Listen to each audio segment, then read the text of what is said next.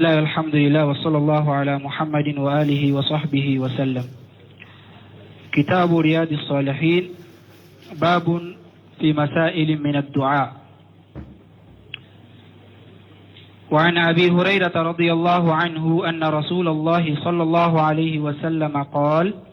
أقرب ما يكون العبد من ربه وهو ساجد فأكثروا الدعاء. رواه مسلم. بسم الله الرحمن الرحيم، والصلاة والسلام على نبينا محمد وعلى آله وأصحابه وسلم تسليما كثيرا. سبحانك لا علم لنا إلا ما علمتنا إنك أنت العليم الحكيم.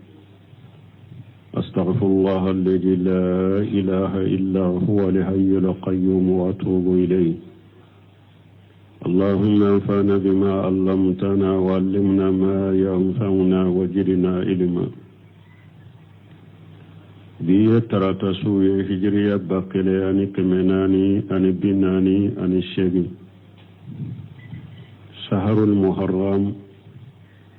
نيني هجرة سانكالو فولو بيسوي نيو شبيناي ميلاد النصارى كجاتي بافلاني مغا أني وورو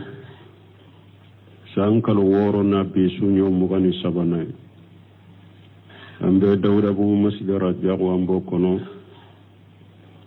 درسو بالحافظ النووي أكا كتابو كنو رياض الصالحين بوندامي ناكو كدواو دوفو. وعن أبي هريرة رضي الله عنه حديث من أبي هريرة ملك جيكبواما أن رسول الله صلى الله عليه وسلم قال: o alaka cide alaka taruna kisibaka ako aqrabu ma yakunu al abdu min rabbih wa huwa sajidu. ko jo ini tigi alaka suru yoromi ko o ya sujudu tode jonni alaka suru yoromi o ya sujudu tode faksiru du'a wala kauto sujudu la ayat du'a wuchaya. rawahu muslim ya hadisa imbo الشرح نندو حديثين شرح لا نشمين كشرح لا رحمه الله.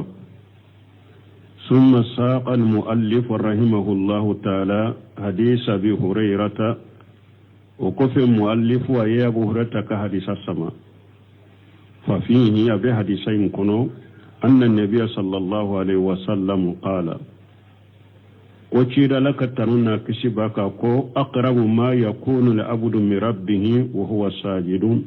فاكسروا من الدعاء. كو جون على كسر يرمي ويا سجود تودي أي دعاء وشايا. الإنسان إذا كان يدعو الله تعالى فإنه قريب من الله. هذا مدن فلني باكي كدعوك كالا ولا إني على كسر. والله تعالى قريب منه على فنا كسر افنالا دعو كلا إني على كسر اكسر على لا على كسر افنالا. كما قال جل وعلا: قم على يريا فوتشكم مسمين كبوا قرطالين وإذا سألك عبادي عني فإني قريب. على كوتشيد من نينكا جوني إني نينكا ني على لا كوني على كسر دوا وبي أني على كجا afuye kuni ala kasuru joma ujibu dawata dai ijadani ne ala be weleli kala ka weleli jabi ni yen wele fal yastajibu li aw kanne ala jabi nyaw nyamrani minye akake wal yu'minu bi akadanna fana kafun nanye ala wele abanjabi لعلهم يرشدون نايم نينك وبك سببه أبي كندا. وأقرب ما يكون الإنسان من ربه إذا كان ساجدا. جوننا تيجي على كسر يرمي نايا سرو ني بسجود وقت من ده. جوننا على كسر يرمي ني سجود تودرو. وذلك لأن في السجود كمال القضاء لله عز وجل. فاسك السجود فله يرجعي yere majigi dande be sujudu la alay sujuriye yere majigi dande alay yere majigi لأنك تداو أسرف آدائك وآل آدائك في الأسفل parce que sujudu fule e ka suufe min n'a kɔrɔtalen do ka tɛmɛ i ka suufe bɛɛ kan i ka suufe min bɛ suufe bɛɛ sanfɛ i b'a to o de bila duguma o ye juma ɲɛdaw hadamaden ka suufew la i ka ɲɛda de ka bɔ ka tɛmɛ suufe bɛɛ kan i ka ɲɛdaw de bɛ sanfɛ ka tɛmɛ suufe bɛɛ kan i tenw ka jigin donc u bɛ olu de da duguma fi mawdil aqdami isyen fula yɔrɔ la isyen fula jɔyɔrɔ hadamaden siyɛn fula bɛ dugukolo min ka dugu min ka de o ye farikolo yɔrɔ min kɔrɔtalen do ka tɛmɛ farikolo yɔrɔ tɔ bɛɛ kan n'a a bɛ sanfɛ ka tɛmɛ farikolo tɔ bɛɛ kan i bɛ taa o da o dugu in de ka siyɛnw jɔyɔrɔ wa anta fi haja li hali ni ali hala inna wa anta taqrubu min rabbika ebe surunya itigi alala de faksiru min ad-du'a fi sujudi aw ayed aw du'a chaya sujudu kono sawan kunta sajida fi faridati aw nafilati ibn farda sujudu de lawa ibn nafila sujudu de lawa du'a chaya سواء كان الدعاء في أمور الدنيا أو في أمور الآخرة فكله غيره أو الدعاء كيرا إيكا جنا كوديسا دعاء كيرا إيكا لاغرا كوديسا أبكاني إسجد توكا دعاء فردا سجد دعاء نافلة سجد دعاء سجد نيكا فردا سجد دعاء نافلة سجد دعاء duwawu nye jinya ko de yo ake duwawu nye lagara ko de ake fa kulluhu ghayra behirade yanna du'a nafsuhu ibadatu parce que duwawu nye refule bato de do duwawu yere jati bato de law qulta allahumma kassir mali ni konti alan kanna furo chaya allahumma hayyi li sakanan jamila ala so chenyi sigiyoro chenyi so chenyi don no yanne allahumma hayyi li sayaratan murihatan ala yawa mobili la fi alen don no yanne kuma asbaha zalika anin nunu na nyogono wa haja la basabi bashi tenina isujudu to farda do nafila do ni nin do ko bashi stala hatta law kana fil faridati har ni be farda dila wa qad jaa fil hadith أنا حديثا كنو ليسأل أحدكم ربه حتى سرك نعله تيرين قدولا كلا إتغي على دلي إكام مكونا فيو نهارنا ياسرو إكا سامرا ننجرو دي نودي تغيرا إبي على دلي على با أنغويا يتغمي هاري إكا سامرا ننجرو شرك نالي شيء جاهد سامرا ننجرو فندو مغمى كتم منا ولكن من أشأل الله كل شيء من على الدل فنبلا فنبلا على الدل على لأن كل شيء تسأله الله فهو عبادة له parce que fengo fenni ba الدل على الله batodo de alay fengo fenni go nyina ala fere ka do ke ko nyina ala fe kala deli wala de o ye bato de alay summa adam o ko fe kado annaka ja salita Allah ni e ala deli fa innaka rabihu fi kulli hali e gagnele ndo chogo ya bela do kila ala deli la perditi yokoy fambe perditi li'annahu imma yutiyaka subhanahu wa ta'ala ma tasalu parce que do kila fule ni ala wala ye ala deli imma ye ala deli minna ano dima أو يصرف عنك من سوء ما هو أعجم وبكال الدليل نكدونا كسبب يباسر كوجو بلبل بدو نسيلن تنبيما على أوني لما كبوي كان يدووني فلا أو يذكر ذلك لك يوم القيامة أجرا وبكدوون على نا أسر الله سويني لاغرا donc dowul kera preditiyere nin ko sabado la kele ibode ce imaye ala deli minyere la na dima ube iba soro ka duwawu balawu bado nye silentum be ma ala bo balawu nye ni duwawu nye ube ala be duwawu lasagu nye lahara ka ki masarai faman da Allah ta'ala fa innahu la yaghib ni mo min nye ala deli ye ala wale ka duwawu ke masamin koro talendo perditiye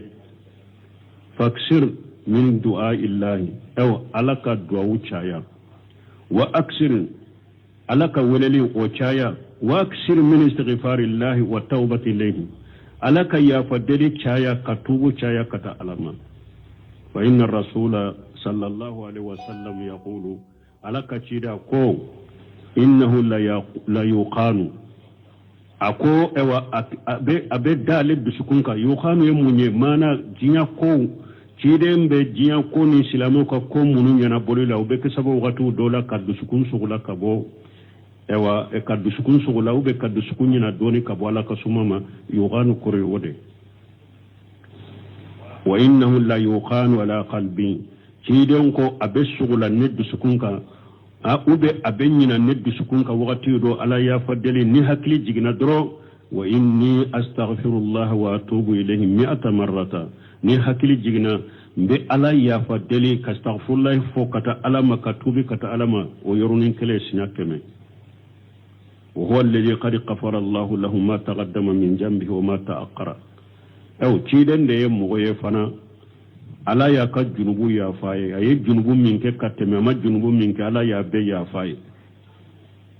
yastaghfirullah wa yatubu ilayhi fil yawmi 100 marra bo o ciden min fulen ni nin keraye alebe ala ya fadeli ka sagi kata alama katubi kata alama donkono donkelen kono siyakeme wala taghful an haja fil yawmi aw atanyina nin ko donkono fana fa haja amrun yashiru wala taghful an haja fil yawmi bunu simin ko kananyina nin ko donkono kala ya fadeli katubi kata alama kastaghfir ko siyakeme ikana ya fa ikana nyina ninna ika donkono ciden mi ni ala ya leka junuwa ye min kay ama min kaya be yafa ale ben ninke sinya keme don kono e fana kana nyino kode fa haja amru yashiru ni ne konno onde yani law qulta ni e ko sisa astaghfirullah wa atubu ilayhi be ala ya fadeli bin tubi kata alama taquluha 100 marati qila 100 marati qilala asr daqaiqa ibn min foshiya keme militi tankono la astaghfirullah wa atubu ilayhi be shaka foshiya keme militi tankono la aw aqalla ube min ka dono yere fal amru yashiru ko in kanu o bihi tahassulu ala al khair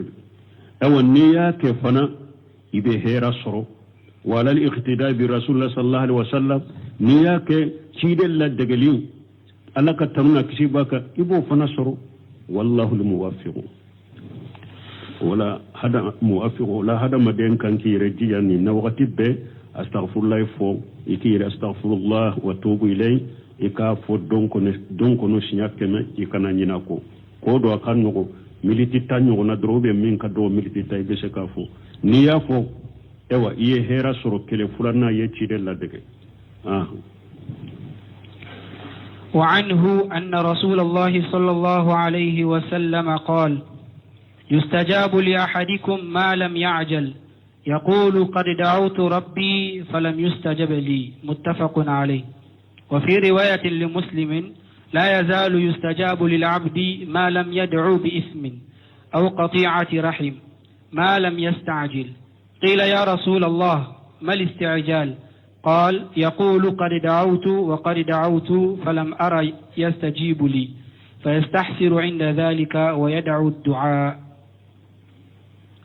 وأنه قد سمنا بهريرة ما أن الرسول الله صلى الله عليه وسلم قال ولك تشير لك تمنك سباكا يستجاب لأحدكم ما لم يأجل تشيرين قلا بعدو لكرين كدعو جابني ما قرطو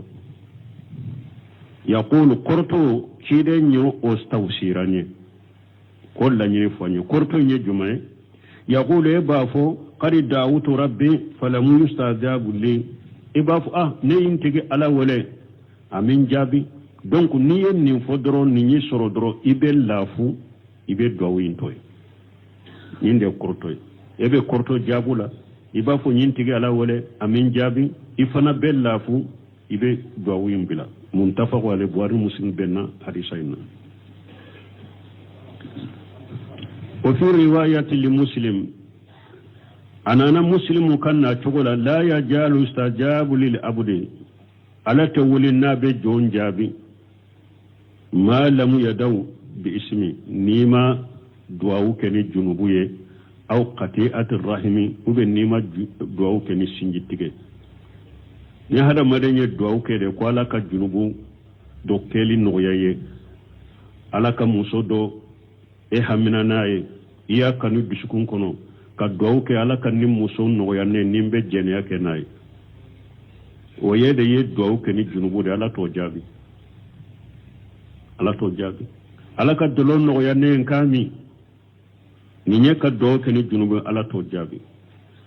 ewa ka duwawu ke fana ni sinji tige i balima suru min be karasa nini ewa balima suru ni sinji min be na ce ala ka kenne ye na aka farab ka bo ɲɔgɔn na pew sinji ka tiga ni ɲɔgɔn cɛ ka sɔrɔ ka ma bɔ a la sababu tɛ diina la min bi ma bɔ a la ka duwawu kɛ ala bɛ se ka nɔgɔya i bɛ sinji tigɛ na a cɛn cogo min o ye junubu ye ala t'o jaabi donc ala b'a ka dɔ la kelen ka duwawu jaabi ni ma duwawu kɛ ni junubu ye ni ma duwawu kɛ ni sinji tigɛ ye ma lam yastajil ni ma kɔrɔtɔ fana qila ya rasulallah mal istijalu ko ala ka ci de kɔrɔtɔ ye jumɛn ye qala yaqulu qad da'utu wa qad da'utu ako kɔrɔtɔ ye mun ye b'a fɔ ne ye duwawu kɛ falamu ara yastajibu limma ala ye nabin jaabi fa yastahsiru inda zalika ina lafu o wakati ويدعو الدعاء إن الدعاء إنتويسنا كده قرطو النندي أسره نندو نسره لا ساق المؤلف رحمه الله تعالى هذا لحديثة مؤلف يني حديث السماء في باب مسائل من الدعاء دعاء چغو دوف بوندلا أن أبي هريرة رضي الله عنه أن النبي صلى الله عليه وسلم قال kadi samira be urata ma alaka je kabama konna bi malaka tanuna kisibaka ko yustajabu li ahadikum ma lam ya'jal yani anna li insana la nyine hada made hariyu an yastajiba Allahu du'aahu illa ida ajla hada mada kakala bi ka du'awu jabi ni ma porto o mana li ajalata porto mana ye munye mana ye minye fassaraha an-nabi sallallahu alaihi wasallam nabi nyuma yo tawsiranye bi anna al insana yaqulu ko hada madai ba fo dawutu falamu ara man yastajibu li ibafu ne ala wala maye ni jabu be kenye fahina yiji yastahsiru o yoro ibellafu o yadau du'a ibeddu toye wa haja min jahli al insani ni nya hada maden ka jahiliyade hada maden min benninke ni ka jahiliya de lianna Allah subhanahu wa ta'ala parce que ala masami senale na korota lenu la yamuna aka ma da'utahu bihi ala ma iya ala deliminna ala mi balala foi kama illa li hikmati ala ya ibari ka duwa jabula ni kodon dode ni hikma dode aw li ujudi mani yamuna min ijabati du'a ube balili fendo be ela nimbi ka duwawu bali jabila duwawu jabi bali ya sababu do iba soro bila imma ala ye ka duwawu jabili toye ayere ka hikma na ka kodo do kama a ube duwawu jabi sababu duwawu bali jabu sababu duwawu duwawu jabi bali ya sababu do be ela دو جاب بليا سبب يبا سرو أبيلا ولكن ما إجاد دعوت الله فدعو الله تعالى من إبي على ولا إبي دعوك إكلا ولا على من كرة علينا وأنت مقلب للرجاء على يائس إكا إوا كا إكا جيد كتايا كتمي كا جيد نيبي على ولا ika jigi ka ke jabu ke ka caya ka temede jigi tige ka jabula wa hasani janna billahi ay ki ka jigi nyene alay hatta yuhaqqiqa laka ma turidu fo ibe min nyine ala no kay ma haqiqaya ibe min nyine ala no kiye summa in ataka allah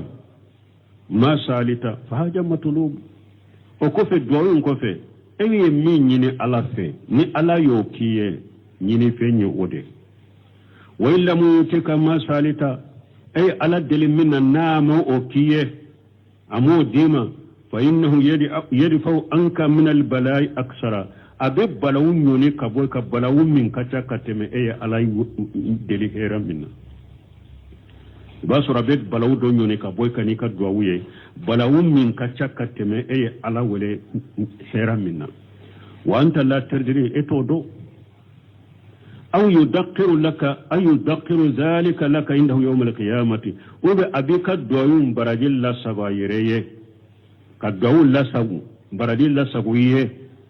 عليه يرفع يوم القيامة ولا تيأس ولا تستحسر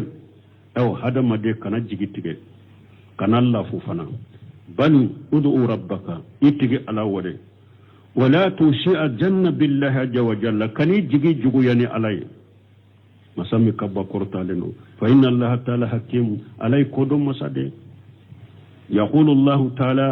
على قول من قرطالنو وسان تكره شيئا وهو خير لكم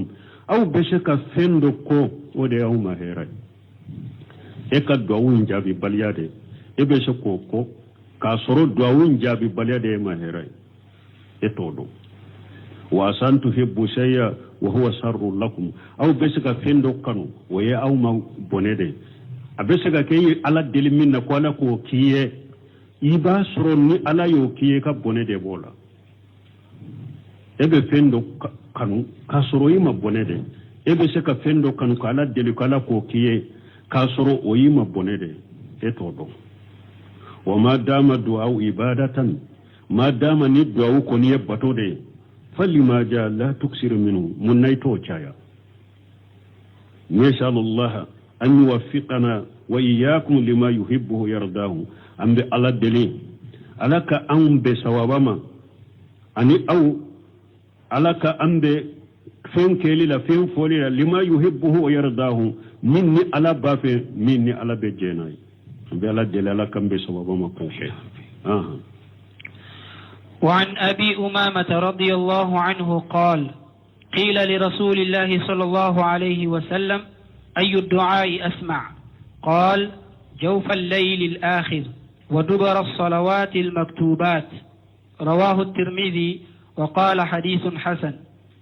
وعن عبادة بن الصامت رضي الله عنه أن رسول الله صلى الله عليه وسلم قال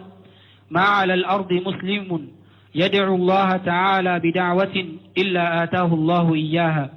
أو صرف عنه من السوء مثلها ما لم يدع بإثم أو قطيعة رحم فقال رجل من القوم إذا نكثر قال الله أكثر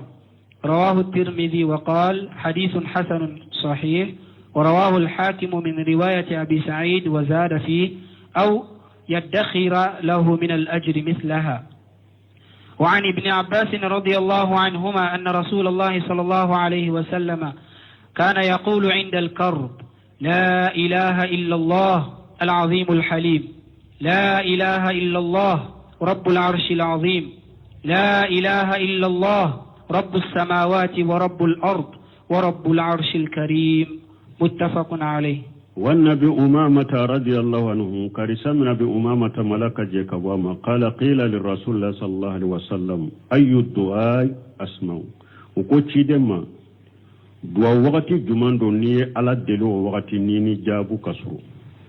لا نيني ودني على بك دعاء جابي قال جوف الليل الآخر أكو سو كنونا اللبا سو كنونا سو لبا ويا وقت من دعاء أني جابو كسرو ودغر الصلوات المكتوبة أني فرد صلو لبا سلامو كفتة سره بغير بنو فرنفانسيا نا كفر لا سدو لبا أبسك كسجدوية أبسك تهيا لبا مؤلفو بنو فوق سره تيجي بنو فوق tahiya laba ika duwawu ke sino ni salamu kera doro jikiru debe duwawu yoro to yoro arwahu tirmidhi wa qala hadithu hasan wa nubayrata bun samit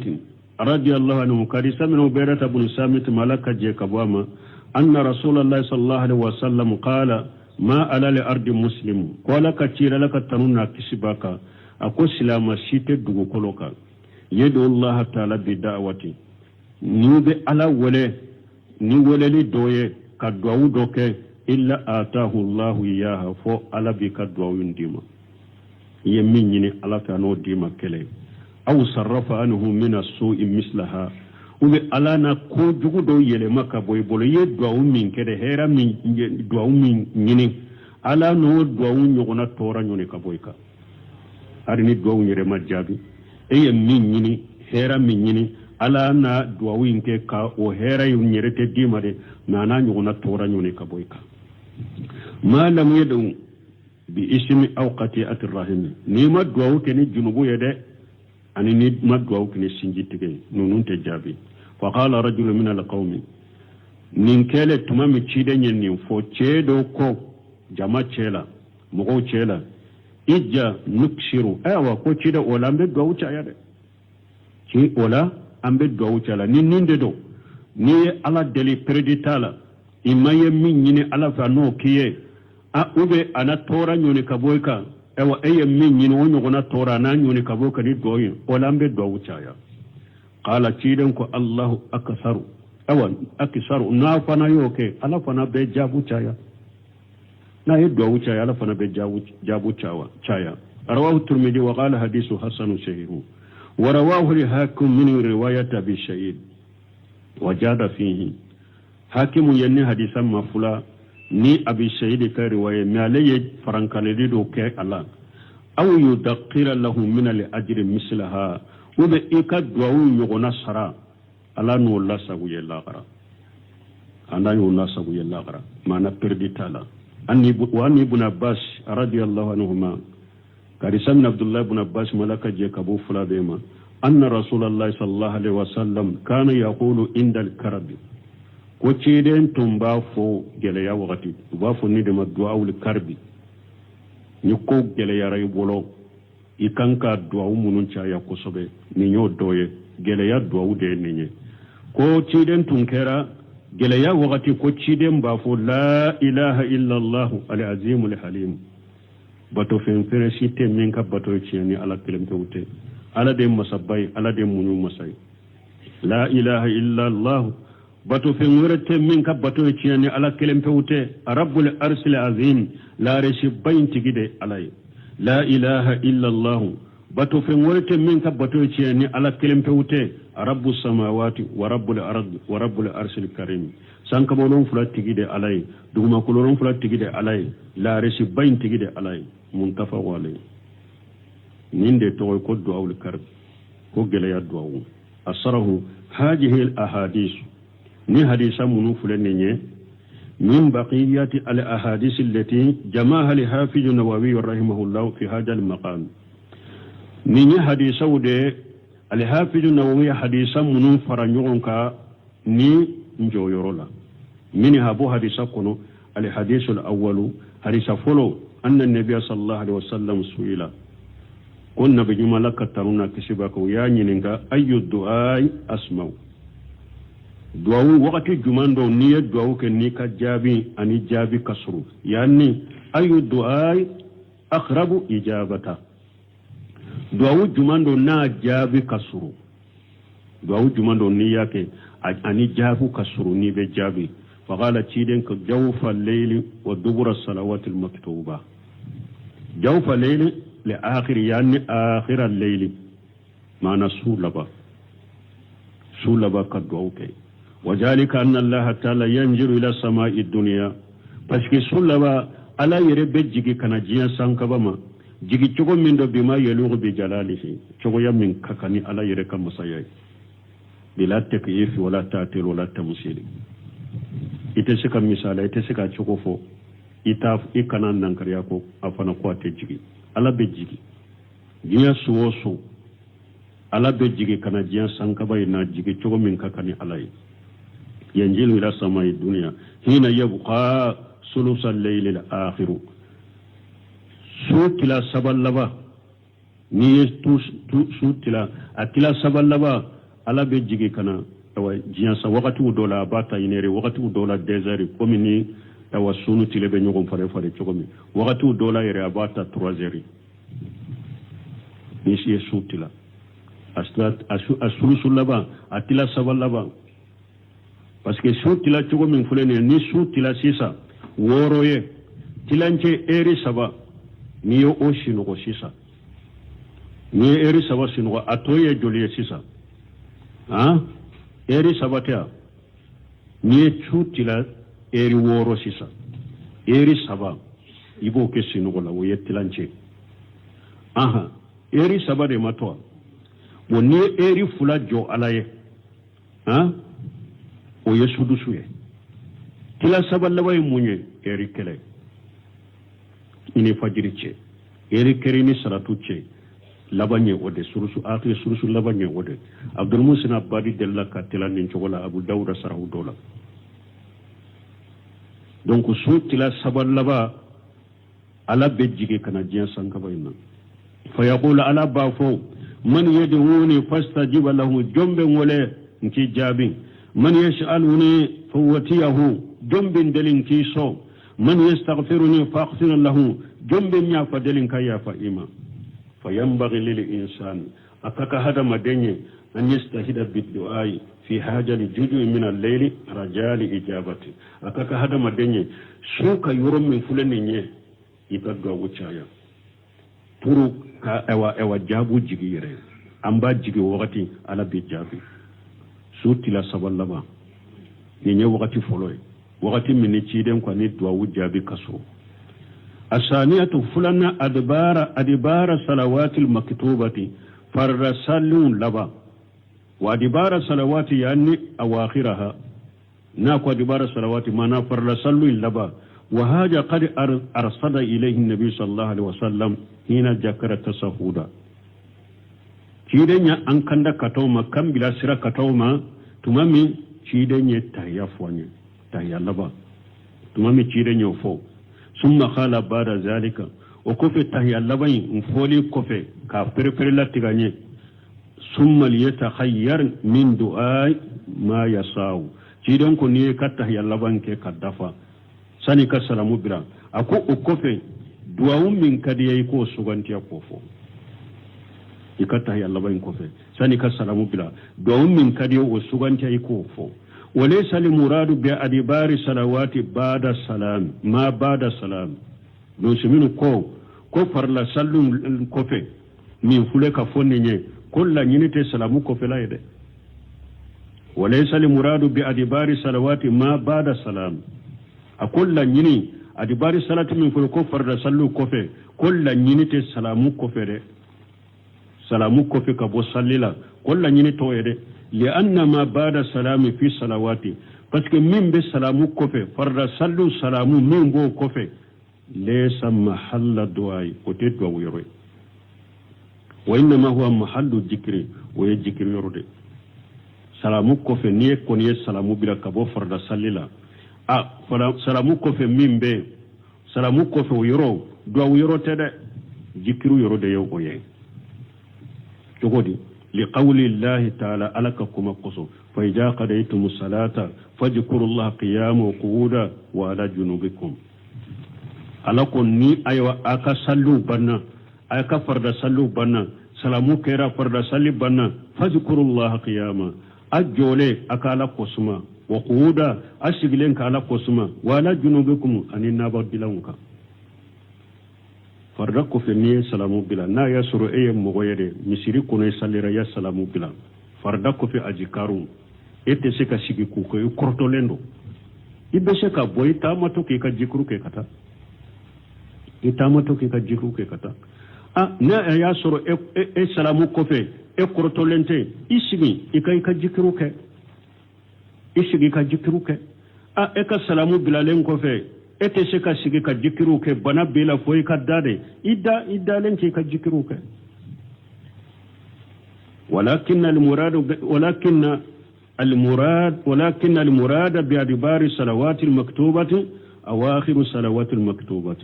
لنين يا ناكو أدبار الصلوات المكتوبة كفر لسلو كفي لنين يدي فرد لسلي لبا سلامو كفي تري فرد لسلي لبا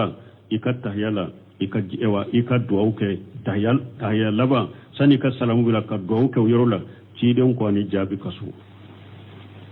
يورو فرناي ثم ذكر المؤلف حديث عبادة بن سامت رضي الله عنه وكفي المؤلف عبادة بن سامت كحديث فلا كجيك وما أنه ما من مسلم يدعو الله تعالى كسلا ما شيته نبي الله ولا على من كرتا لنو بدعوة ندعوه ني ولي إلا آتاه الله إياها فعل بك الدعوة ديما كله أو صرف عنه من السوء مثلها ube abe iye duwawu min ke iye duwawu ke ni hera min ye o hera ɲɔgɔnna tora ala b'a ɲɔni ka bɔ i ka ni duwawu ye hari ye min ɲini n'o ma d'i ma o ɲɔgɔnna tora bɛ ɲɔni ka bɔ i kan ni duwawu ye aw dakara lahu min al ajri mislaha ube ye duwawu min kɛ na o yɛrɛ ma d'i ma duwawu ɲɔgɔnna ye duwawu kɛ ni min ye o ɲɔgɔnna sara ala b'o lasago ɲɛ lahara ni duwawu in sababu ye وقد سبق لنا بيان حاجة أكون نبنغلي تمنا أمبلو وبينا أنه لا يقيب من سأل الله كو آيا بانغي كو نمغمين على دليل تپردي على دليل تپردي غوكلا تپردي بل لا بد أن يحدث له واحد من هذه الأمور الثلاثة لا بد أن نمغي على الدليل وللك ننكو سبا دولا كلم بكيه إلا أن يدعو باسم أو بشيء محرم وبين مغمي فون مغمي يدعو كني جنوبيه وبفين حرام عليه فإنه لا يستجاب له وتجابي يده لأن الدعاء بالاسم ظلم بس كدعو كني جنوبيه ويكتون عليه وقد قال الله تعالى إنه لا يفلح الظالمون الله فنقول توني لك لا تغني tonyali kala ibe min yini ta soro ibe sira min yite kisama wa man hadithul akhir hadith mura ibn abbas radiyallahu anhuma amma hadith allaba min ibn abbas ka hadith la ka je kabu fula be fa huwa fi du'a al karbi o be fu gele ya du'a wudela o be gele ya du'a wude kono anna an-nabiy sallallahu alaihi wasallam kana yaqulu la ilaha illa allah al-azim al-halim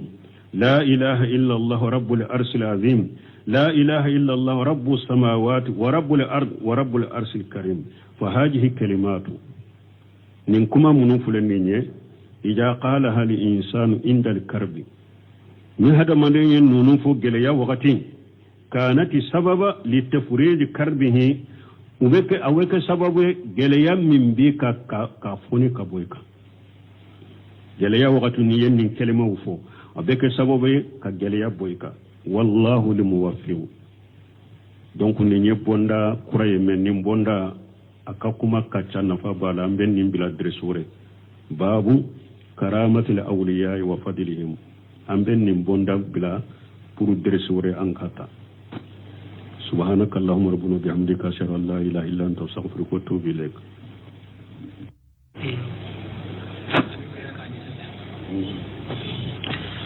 بسم الله الحمد لله وصلى الله على محمد وآله وصحبه وسلم كتاب رياض الصالحين باب في مسائل من الدعاء وعن أبي هريرة رضي الله عنه أن رسول الله صلى الله عليه وسلم قال أقرب ما يكون العبد من ربه وهو ساجد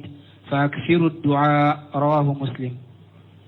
بسم الله الرحمن الرحيم والصلاة والسلام على نبينا محمد وعلى آله وأصحابه وسلم تسليما كثيرا سبحانك لا علم لنا إلا ما علمتنا إنك أنت العليم الحكيم أستغفر الله الذي لا إله إلا هو الحي القيوم وأتوب إليه اللهم انفعنا بما علمتنا وعلمنا ما ينفعنا وزدنا علما biye tarata suye hijriya bakele ani kemenani ani binani ani shegi shahrul muharram ninya hijra sankalo folo bisu nyo sheginai miladi nasarau ka jate ba fulani muga ani woro sankalo woro na bisu nyo muga ni sabanai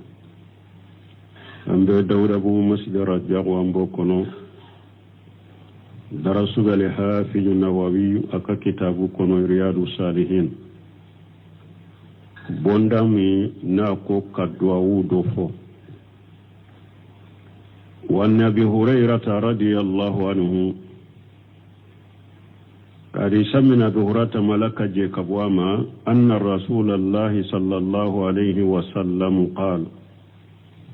o alaka cide alaka taruna kishibaka ako aqrabu ma yakunu la abdu min rabbih wa huwa sajidu ko jo ini tigi alaka suru yoromi ko o ya sujudu tode jonni alaka suru yoromi o ya sujudu tode faksiru du'a wala kauto sujudu la ayat du'a wuchaya rawahu muslim ya hadisa imbo الشرح نندو حديثين شرح لا نشمين كشرح لا رحمه الله ثم ساق المؤلف رحمه الله تعالى حديث أبي هريرة وكف المؤلف ويا أبو هريرة كحديث السماء ففيه أبي حديثين كنوا أن النبي صلى الله عليه وسلم قال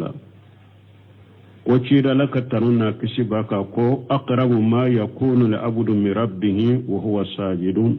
فاكسروا من الدعاء كو جون على كسر يرمي ويا سجود تودي أي دعاء وشايا الإنسان إذا كان يدعو الله تعالى فإنه قريب من الله هذا ما دين فلان نيباك كدعاء كالا ولا إني على كسر والله تعالى قريب منه على فنا كسر افنالا دعو كلا اني على كسر على لا على كسر افنالا كما قال جل وعلا قم على يريا فوتشكو من مسمين كبوا قرطالين وإذا سألك عبادي عني فإني قريب على كوتشيد من نينكا جوني إني نينكا ني على لا كوني على كسر دوا وبي أني على كجا afuye konni ala kasuru jomma ujibu dawata dai ijadani ne ala be weleli kala ka weleli jabi niyen wele fal yastajibu li aw kanne ala jabi nyaw nyamrani minye akake wal yu'minu bi aka danna fana kafun nanye ala wele abanja لعلهم يرشدون نايم نينكي وبك سبب أبي كندا وأقرب ما يكون الإنسان من ربه إذا كان ساجدا جون تيجي على كسر يرمي نايا سرو ني بسجود وقت من ده جون على كسر يرمي ني سجود تودرو وذلك لأن في السجود كمال القضاء لله عز وجل فاسكو سجود فله يرجيجي yere majigi dande be sujudu la alay sujudu ye yere majigi dande alay yere majigi li'annaka tadaw asrafa adaika wa ala adaika fil asfal parce que sujudu fule e ka sufe min na koro talendo katame ka sufe beka i ka sufe min be sufe be sanfe ibate ode bila duguma o e juma nyedaw hada maden ka sufeula ikanyeda de kabo kateme sufe beka ikanyeda u debe sanfe kateme sufe beka itew kajigi donc ube ulu de da duguma fi mawdil aqdami isyen fula yorola isyen fula joyoro hada maden syen fula be dugu kolomin ka dugu min ka de boyi fari kolo yoro min koro tale no kateme fari koro yoro to beka na ewa abe sanfe kateme fari koro to beka ibeta oda o dugu inde ka seun njoyoro wanta fi haja li hali ni hal ali halaina wa anta taqrubu min rabbika ebe surunya itigi alalade faksiru min ad-du'a fi sujudi aw ayed aw du'a chaya sujudu kono sawan kunta sajida fi faridati aw nafilati ibn farda sujudu de lawa ibn nafila sujudu de lawa du'a chaya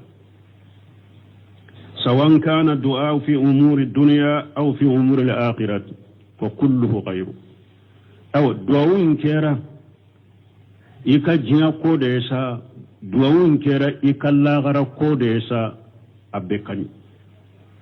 isujudu to ka du'a ke farda sujudu do du'a ke nafila sujudu do du'a ke sujudu ni ka farda sujudu do du'a ke nafila sujudu do du'a ke du'a ni jiya ko da yo ake du'a ni lagara ko da ake fa kulluhu ghayra behirade لأن الدعاء نفسه عبادة بس الدعاء يرفله بطودة دو دعاء يرجعتي بطودة لو قلت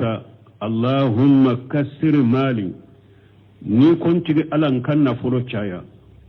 اللهم هيئ لي سكنا جميلا على سوچني سيغيرو چني سوچني دون نغياني اللهم هيئ لي سيارة مريحة على yawa mobili lafiyalen don nogo yanne kuma asbaha zalika anin nunu na nyogo non wa haja la basa bi bashi tenina isujudu to farda do nafila do niyen do ko bashi stala hatta law kana fil faridati har ni be farda dila wa qad jaa fil hadith anana hadisa kono liyashal ahadukum rabbahu hatta sirka na'alihi kiren kwa dola kele itigi ala deli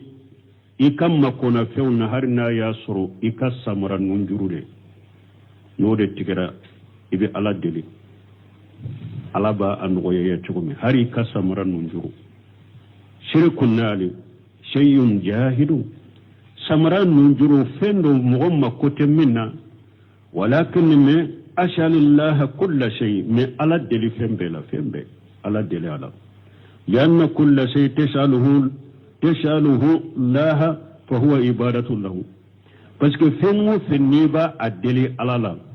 batodo de alay fengo fennibo nyina ala fere ka do ke ko nyina ala fe kala deli wala de o ye batode ay summa adam o ko fe kado annaka ja salita allah ni e ala deli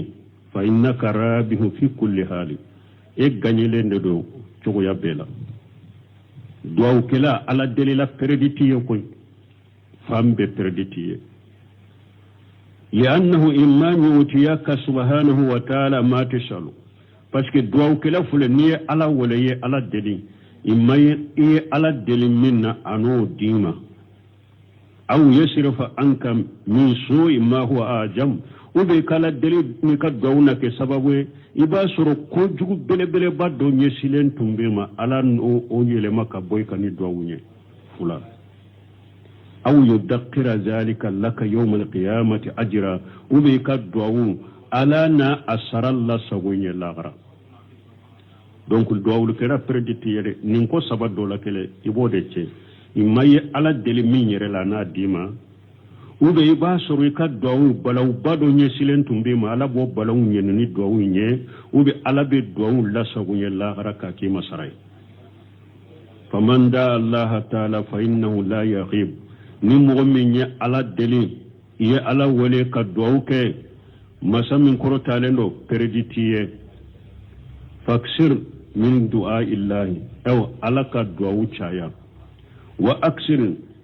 alaka walali o chaya wa aksir min istighfarillahi wa tawbati ilayhi alaka ya fadeli chaya katubu chaya kata alama fa inna rasula sallallahu alaihi wasallam yaqulu alaka chida ko innahu la yuqanu ako ewa abe dale bisukunka yokhanu ye munye mana jinya ko chidembe jinya ko ni islamu ka ko munu nyana bolila ube ke sabo watu dola ka bisukun sugula kabo ewa ka bisukun sugula ube ka bisukun nyana doni kabo ala ka sumama yokhanu kore wode